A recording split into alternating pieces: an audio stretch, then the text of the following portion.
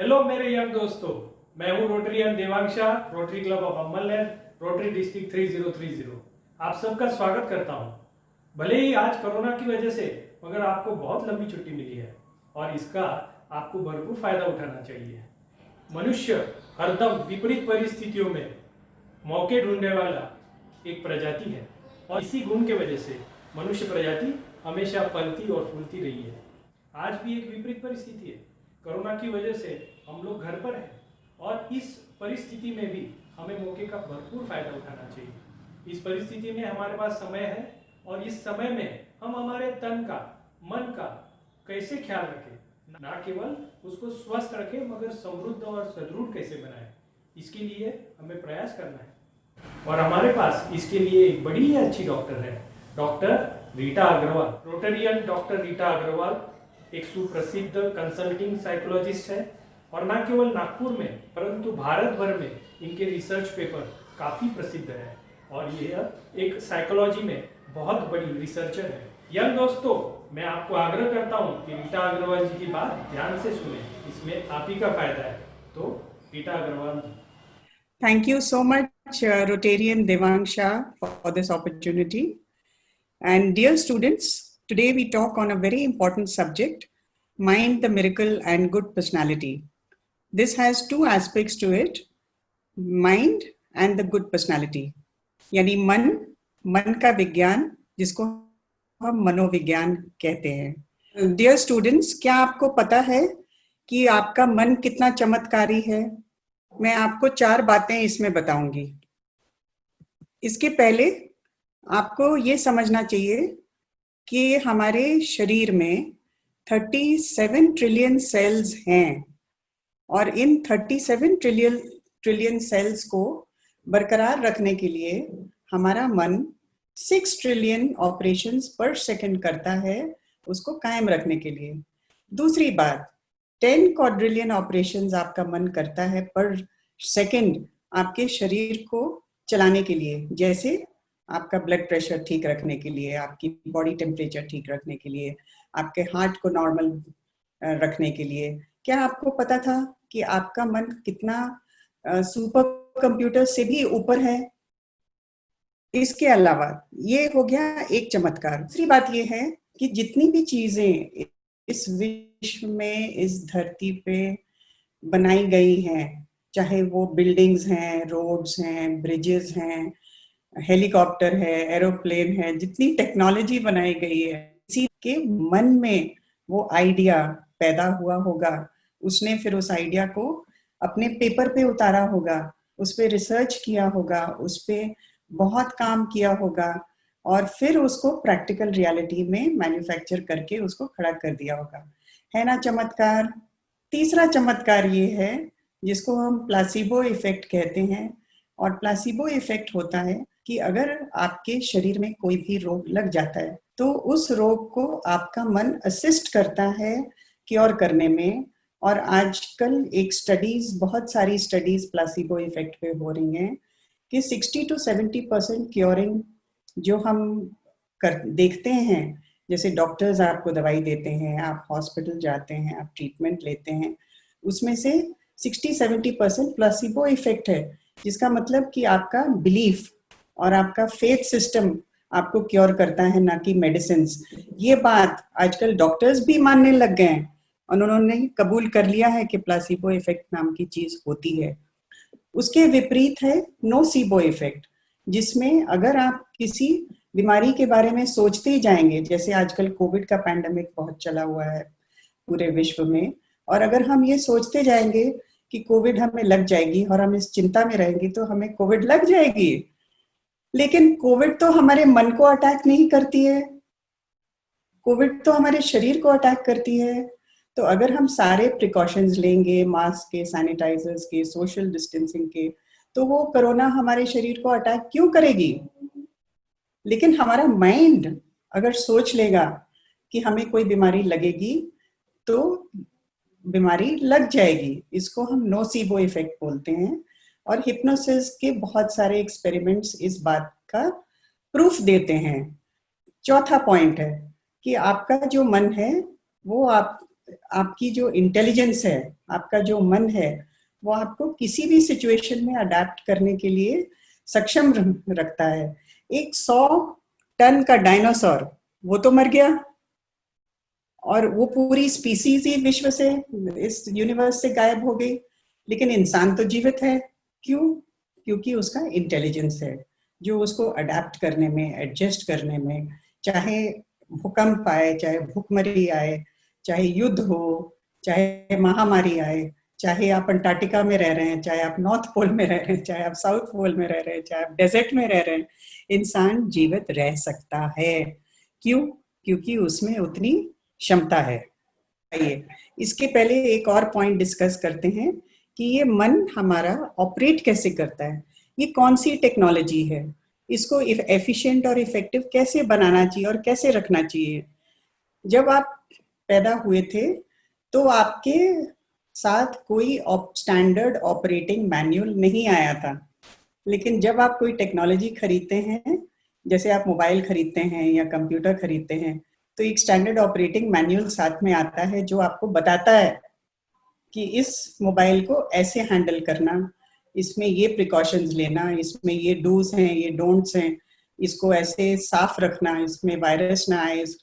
तो उसमें आपको सारे डूज एंड डोंट्स दिए जाते हैं। लेकिन हमारे मन के बारे में हम क्या जानते हैं कि इसमें डूज एंड डोंट्स कैसे हैं और इसको एफिशिएंट कैसे रखना चाहिए। पर चलिए मैं आपको एक और एग्जांपल देती हूँ। अब हम सब पर्सनल कंप्यूटर्स रखते हैं और कंप्यूटर्स यूज करते हैं।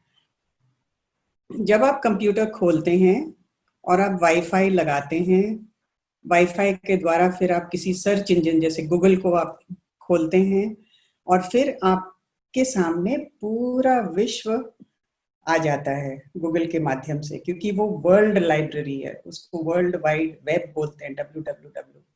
और ये जब लाइब्रेरी आपके सामने जब खुल जाती है तो आप फिर चॉइस करते हैं कि मुझे ये देखना है, ये सुनना है, और फिर आप उसको डाउनलोड करते हैं। जब आप उसको डाउनलोड करते हैं तो आपका जो प्रोसेसर होता है उस इंफॉर्मेशन को प्रोसेस करता है, प्रोसेस करके अपनी मेमोरी में डाल लेता है। और वो मेमोरी कंप्यूटर में जब आ जाती है तो जब आपके पास टाइम रहता है या जब आपका मन करता है, आप वो मेमोरी खोल के वो सारा कुछ जो आपने डाउनलोड किया है उसको देख लेते हैं। तो ये तो बहुत अच्छी बात हो गई। प्रॉब्लम कहाँ आता है कि कभी कभी आप वायरस डाउनलोड कर लेते हैं, और जब वायरस डाउनलोड करते हैं तो आपका पूरा कंप्यूटर तहस नहस हो जाता है। इसी प्रकार से हमारे मन के 4-5 खिड़कियां हैं या दरवाजे हैं जिनको हम 5 सेंसेस बोलते हैं, और वो 5 सेंसेस हमारे चेहरे पे है, जैसे हमारी आंखें जिनके द्वारा हम देखते हैं, हमारे कान जिनके द्वारा हम सुनते हैं, हमारा नाक जिससे हम स्मेल करते हैं, हमारा माउथ जिससे हम टेस्ट करते हैं, और हमारे सेंसेस जिससे हम, हमारी उंगलियां जिनसे, हमारे हाथ जिनसे हम फील करते हैं और टच करते हैं। अब सवाल ये आता है कि आप इन 5 सेंसेस से कौन सा डेटा ले रहे हैं बाहर से, और आप अपनी मेमोरी में क्या डाल रहे हैं। What are we feeding our minds? और आप टीवी पे क्या देखते हैं, आप सोशल मीडिया पे क्या देखते हैं, आप अग्रेशन देख रहे हैं, आप वायलेंस देख रहे हैं, या आप अच्छी चीजें देख रहे हैं, आप कंपैशन देख रहे हैं, सिंपैथी देख रहे हैं, ह्यूमन स्टोरीज देख रहे हैं, मोटिवेशनल वीडियोस देख रहे हैं, आप क्या देख रहे हैं, वो डिसाइड करेगा कि आपका मन हेल्दी रहेगा या अनहेल्दी रहेगा, क्योंकि उसमें वायरस आ जाएगा। जैसे आपके कंप्यूटर में वायरस इन्फेक्ट करता है, वैसे ही आपकी जो 5 खिड़कियां हैं, द्वार हैं, उसके द्वारा आप बीमार पड़ते हैं। अब एक सवाल आपसे पूछूंगी, अगर आप अपने मन के सीईओ हैं तो क्या आप अपने माइंड को कंट्रोल करते हैं या माइंड आपको कंट्रोल करता है? ये बहुत इंपॉर्टेंट सवाल है, और ये हर व्यक्ति ने सोचना चाहिए कि अपने मन का, अपने शरीर का सीईओ मैं हूं, मैं इसे चलाता हूं या वो मुझे चलाते हैं। अब इसके लिए आपको 2 प्रोसेसेस और समझने पड़ेंगे कि हमारे मन के अंदर प्राइमरीली 2 मेजर प्रोसेसेस चलते हैं। एक है इमोशंस और एक है थिंकिंग। आइए इमोशंस को देखें। इसमें मैंने 2 positive emotions right hand side पे दिखाएं, 2 negative emotions left hand side पे दिखाएं, जिनसे हमारा मूड बनता है। तो एक सैड मूड बनता है जिसमें हम डिप्रेस्ड फील करते हैं, जिसमें टायर्ड रहते हैं, जिसमें हमारी एनर्जी लेवल्स लो हो जाती हैं। और एक हम जब बहुत मैड फील करते हैं, यानी बहुत गुस्सा करते हैं, बहुत वरी करते हैं, बहुत भयभीत हो जाते हैं, बहुत आर्ग्यूमेंट करते हैं, बहुत चिड़चिड़ करते हैं, तो हमारी एनर्जी लेवल्स बहुत बढ़ जाती हैं। अब इमोशंस, आपके मोबाइल पे दुनिया भर के इमोटिकॉन्स हैं। तो इमोशंस तो सब समझते हैं कि इमोशंस क्या होते हैं, लेकिन मेंटल प्रोसेस करके इमोशन होता है, ये शायद आपने कभी पढ़ा नहीं होगा, या पढ़ा भी होगा या समझा नहीं होगा, या समझा भी होगा तो उसको अपने मन में डाला नहीं होगा, गौर नहीं किया होगा उस पे। तो ये जो इमोशंस होते हैं ये हर सिचुएशन में आते हैं। आप पास हो गए, एक इमोशन आएगा, आप फेल हो गए, एक इमोशन आएगा, आप अच्छा नहीं किए तो इमोशन आएगा, अगर आपकी मम्मी आपकी तारीफ करती है तो एक इमोशन आएगा, आपके पेरेंट्स अगर आपकी बुराई करते हैं तो एक इमोशन आएगा। इसी तरह से अगर आपके पास एक गर्लफ्रेंड है, बॉयफ्रेंड है तो एक इमोशन है, अगर गर्लफ्रेंड बॉयफ्रेंड नहीं है तो एक इमोशन है। तो हर सिचुएशन में इमोशन आने वाला है। तो ये इस इमोशन का करेंगे क्या, हमको इस इमोशंस को क्या करना है? सबसे पहले तो हमको ये पहचानना है कि नेगेटिव इमोशंस कौन से हैं और पॉजिटिव इमोशंस कौन से हैं। अब पॉजिटिव इमोशंस में मैंने 2 इमोशंस आपको दिखाए हैं। एक में आप एकदम रिलैक्स्ड, काम, बैलेंस्ड मूड में है, आप पीसफुल मोड में है, जिसमें आप अपने माइंड आपके कंट्रोल में है। और ये जो स्थिति है काम और रिलैक्स्ड माइंड की, इसमें माइंड सबसे अच्छा काम करता है। Most efficient and effective mind is a relaxed and काम माइंड, मेडिटेटिव माइंड। क्योंकि जो पढ़ाई होती है, जो हुनर होता है, वो तभी पनपता है जब आप एकदम शांत और मेडिटेटिव मूड में जब आप काम करते हैं, तो हुनर आपका पनपता है। उसको इसीलिए हम उसको कहते हैं तपस्या। और दूसरा, जब एनर्जी ज्यादा हो जाती है, जब अगर आप एडवेंचर में हैं, स्पोर्ट्स में हैं, आप कंपटीशन में हैं, तो आप कॉन्फिडेंट हैं, आप ब्रेव हैं, आप बोल्ड हैं, आप एनर्जाइज्ड हैं, तो आपकी एनर्जी लेवल्स हाई होती है, लेकिन वो भी एक पॉजिटिव इमोशन है। अब इन इमोशंस को कंट्रोल कैसे करना और काबू में कैसे रखना, आइए आपको 3 मेथड्स बताती हूँ मैं। एक मेथड है रिड्यूसिंग अनवांटेड इमोशंस। ये तो हम समझ ही गए हैं कि जितने नेगेटिव इमोशंस हैं, जिसमें जेलसी, गुस्सा, डर, sorrow, sadness, irritability, frustration, disappointment, ढेर सारी नेगेटिव इमोशंस हैं, उन सबको हमें कम करना है, reducing. How do we reduce them? Through relaxation, through meditation, through exposure to the fear, awareness, introspection, जानना अपने आप को और अपने मन को डिस्ट्रैक्ट करना। अच्छी चीज़ों की तरफ डिस्ट्रैक्ट करेंगे तो आपके अनवांटेड इमोशंस कम हो जाएंगे। दूसरा पहलू है प्रोड्यूसिंग। प्रोड्यूसिंग डिजायर्ड इमोशंस क्या होते हैं कि पॉजिटिव इमोशंस को अपने मन में लाना। ये ड्यूटी भी आप ही की है, आपकी मम्मी की ड्यूटी नहीं है, आपकी टीचर की ड्यूटी नहीं है। आपकी ड्यूटी है कि आप अपने मन को कैसे शांत और खुश रखेंगे। डीप मसल रिलैक्सेशन करेंगे, एक लिस्ट बनाएंगे बी हैप्पी एक्टिविटीज का, कि मुझे ये सब चीजें करनी अच्छी लगती है। पोइट्री अच्छी लगती है, किसी से बात करना अच्छा लगता है, गेम खेलना अच्छा लगता है, बाहर साइकिलिंग करना अच्छा लगता है, गाना सुन के डांस करना अच्छा लगता है, जो भी आप लिस्ट बना सकते हैं। और उसके साथ साथ ढेर सारा पॉजिटिव थिंकिंग, उस पर हम फिर से आएंगे अलग से।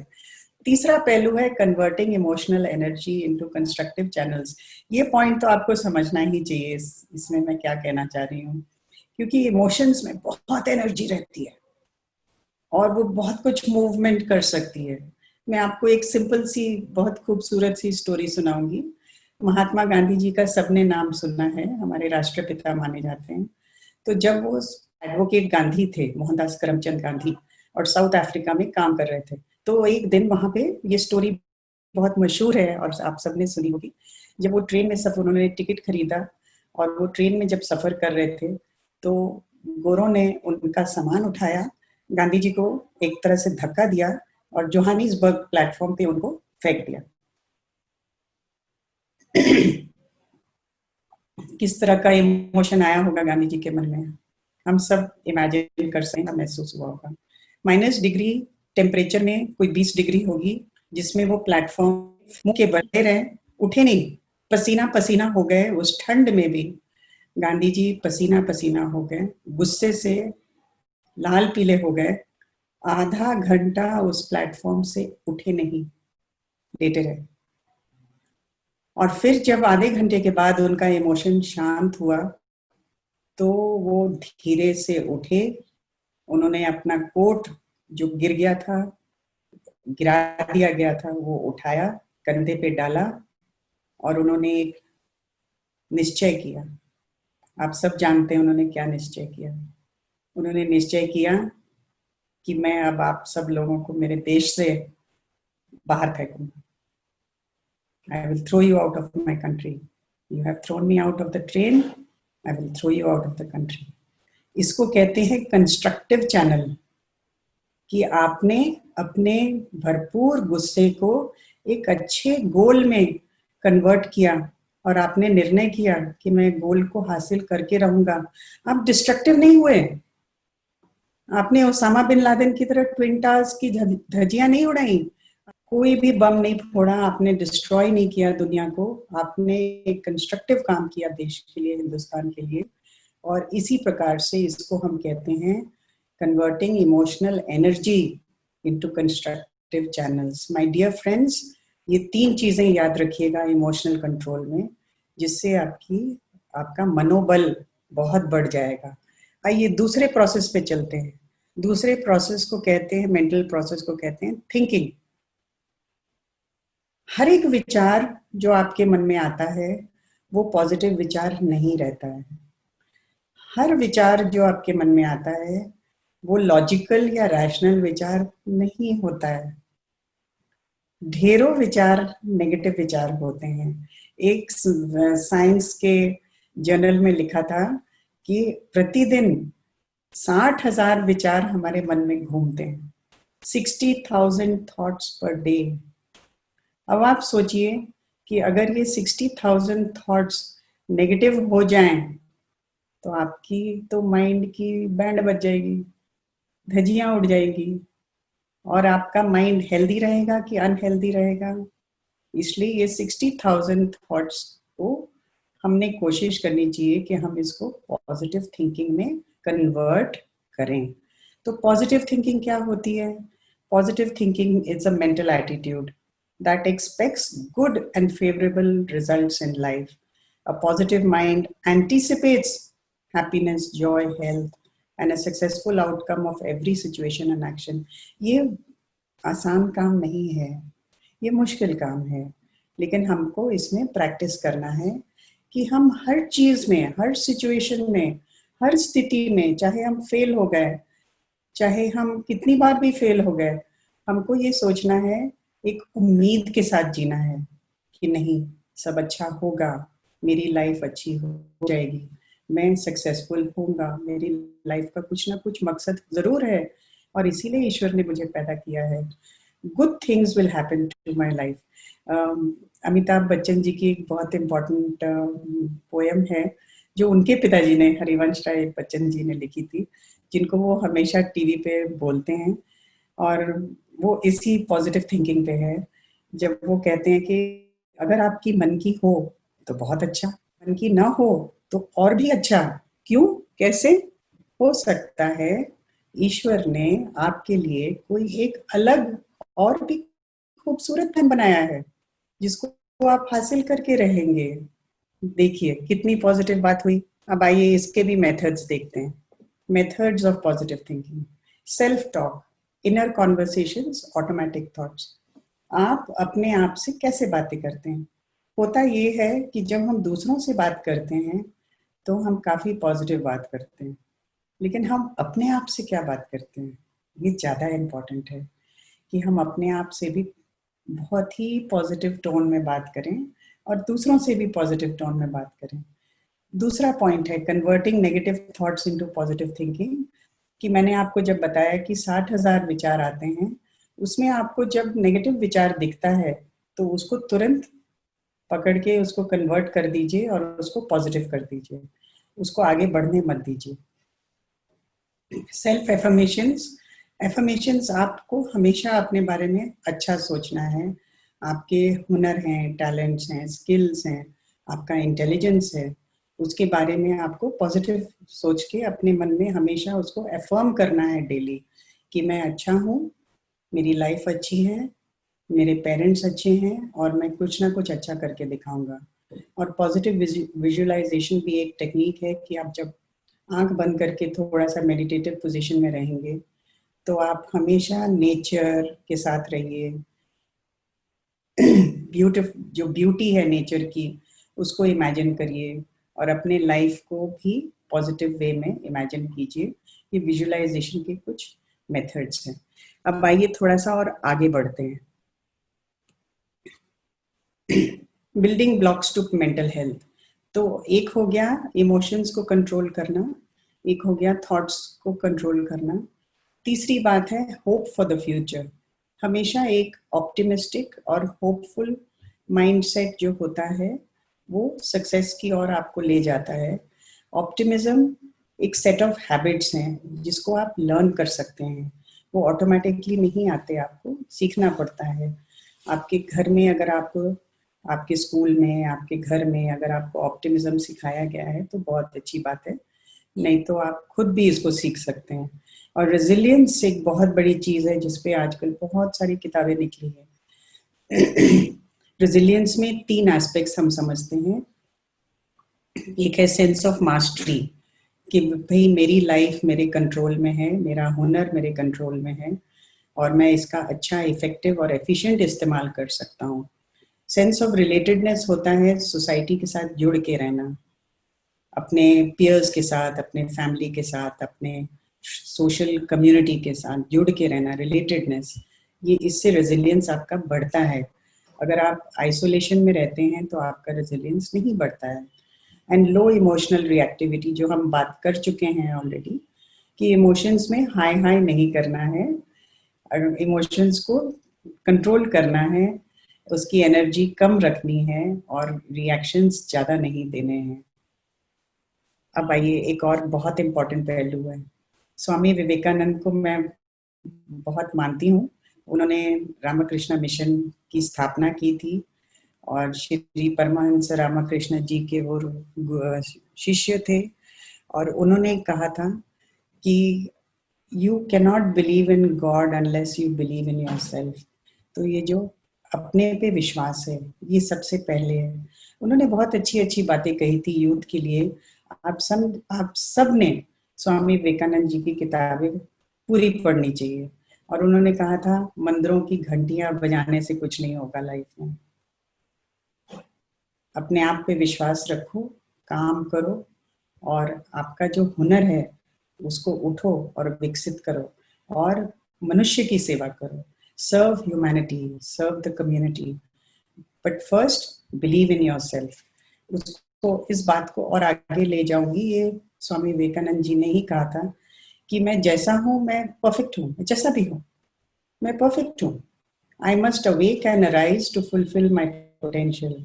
मेरी जो पोटेंशियल है, मेरी जो क्षमता है, मेरी जो टैलेंट है, उसमें मैंने उठना चाहिए, जागना चाहिए और उसको पूर्ण करना चाहिए।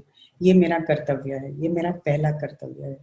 और मैं इस विश्व का हिस्सा हूँ, इसीलिए मैं डिवाइन हूँ, मैं ब्रह्मा हूँ। ये हमारी वेदांत की फिलॉसफी है जो स्वामी जी ने यूथ में बहुत प्रमोट की थी और मैं इसमें पूरा विश्वास रखती हूँ। और तीसरी बात ये कि my life is a gift, I am grateful to be alive. क्या ये कम है कि मैं जिंदा हूँ, मैं सांस ले रही हूँ? तो मेरा जो जीवन है वो एक गिफ्ट है, एक त्योहार है और मैं उसके लिए कृतज्ञ हूँ। I am grateful to God. मैंने ग्रैटिट्यूड अपने पेरेंट्स के प्रति और उस ईश्वर के प्रति रखना चाहिए जिसने मुझे जिंदा रखा है। ये स्पिरिचुअल डायमेंशन है आपके मन का और ये उतना ही इम्पोर्टेंट है जितना साइकोलॉजिकल डायमेंशन इम्पोर्टेंट है। अगर वेलबींग रखना है, हेल्दी रखना है, मन को ठीक रखना है, तो ये मेंटल और स्पिरिचुअल दोनों एस्पेक्ट्स दोनों इम्पोर्टेंट है। अब ये तो हो गए मेरा मनोविज्ञान, और अब चलते हैं गुड पर्सनालिटी पे, जो हमारा दूसरा पहलू है।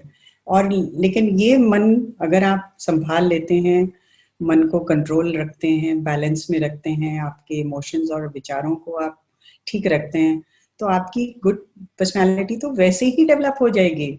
आपको उस पर और ज़्यादा मेहनत करने की ज़रूरत ही नहीं है।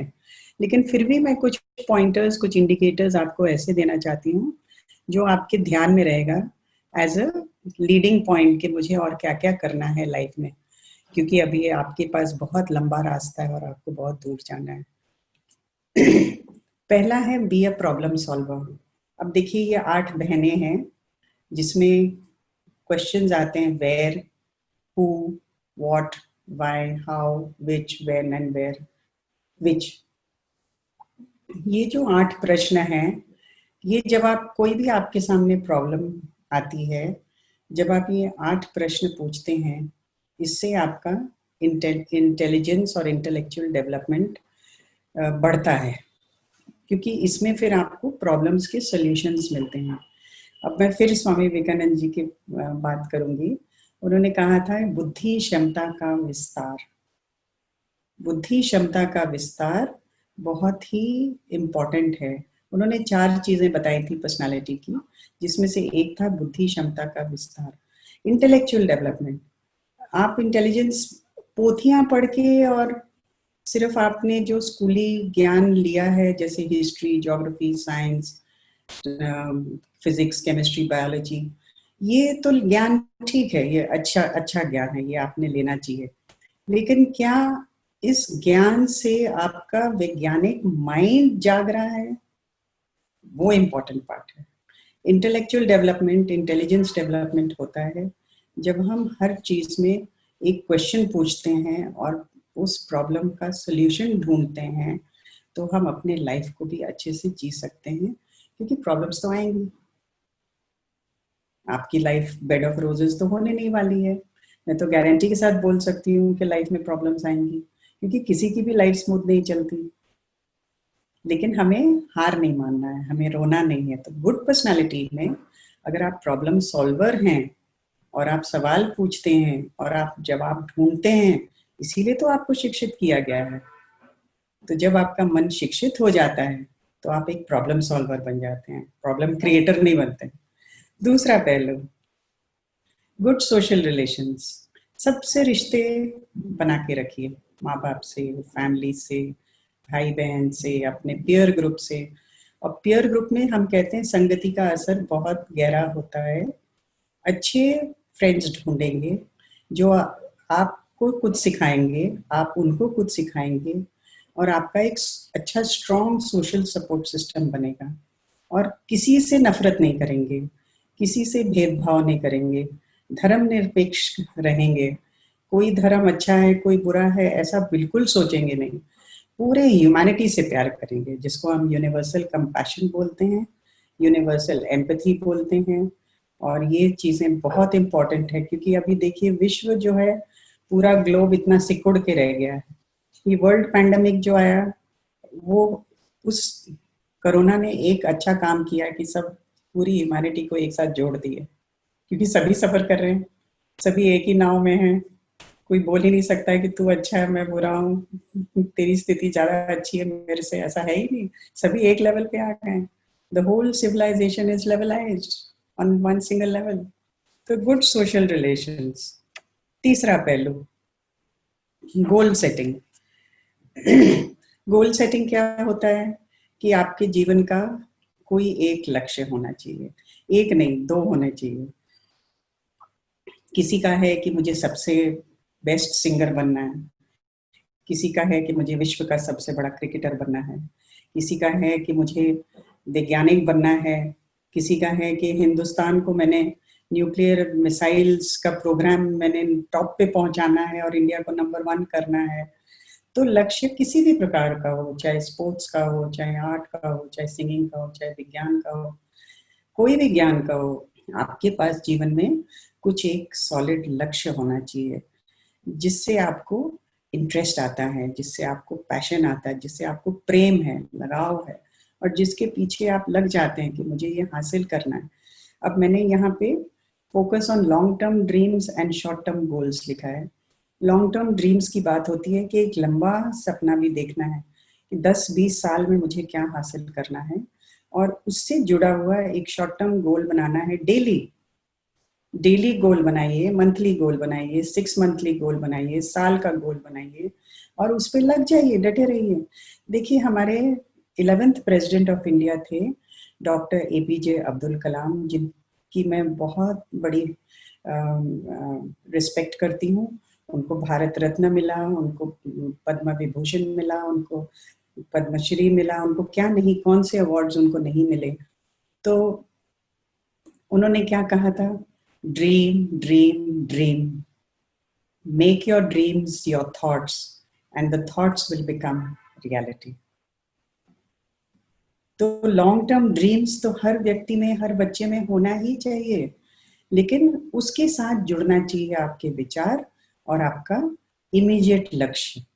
जब वो लॉन्ग टर्म ड्रीम और इमीडिएट लक्ष्य जब जुड़ जाता है, तो आपकी लाइफ एकदम से ऊपर तक पहुंच जाती है। You make fantastic careers. लेकिन ये लक्ष्य की प्राप्ति के लिए लास्ट पॉइंट पे आती हूँ। आपको क्या चाहिए? आपको चाहिए 3 चीजें चाहिए: motivation, dedication and self discipline. अब आप सब ने डॉक्टर APJ अब्दुल कलाम की बायोग्राफी पढ़ी होगी, विंग्स ऑफ फायर, और नहीं पढ़ी है तो ज़रूर पढ़िए। वो एक ऐसे इंसान हैं जिन्होंने बचपन में न्यूज़पेपर्स बेचे अपनी रोजी रोटी चलाने के लिए, और उनके पिताजी ने उनको बहुत अच्छे संस्कार दिए। वो रामेश्वरम के मंदिर में बोट चलाते थे और पैसेंजर्स को इधर से उधर ले जाते थे, लेकिन उन्हें अपने बेटे को क्या सिखाया? धर्मनिरपेक्षता। इसीलिए डॉक्टर APJ अब्दुल कलाम ने बचपन में गीता भी पढ़ी, रामायण भी पढ़ी, महाभारत भी पढ़ी, बाइबल भी पढ़ी, और कुरान शरीफ भी पढ़ी। और कितने अच्छे इंसान, कैरेक्टर के कितने ऊंचे रहे, और उनके मन में एक ही सपना था कि फिजिक्स में, एरोनॉटिकल इंजीनियरिंग में कुछ करना है, स्पेस रिसर्च में कुछ करना है, और मुझे विश्व के सामने हिंदुस्तान का जो न्यूक्लियर प्रोग्राम है उसको नंबर 1 पे लाना है। इसीलिए उनका नाम रखा गया था मिसाइल मैन। DRDO में उन्होंने काम किया, इसरो में काम किया। ये 2 गवर्नमेंट की ऑर्गेनाइजेशंस थी जिनमें वो डटे रहे, और वहां से वो सीधा पहुंच गए राष्ट्रपति भवन। अगर इनकी बायोग्राफी आपको इंस्पायर नहीं करेगी तो किसी की बायोग्राफी आपको इंस्पायर नहीं करेगी।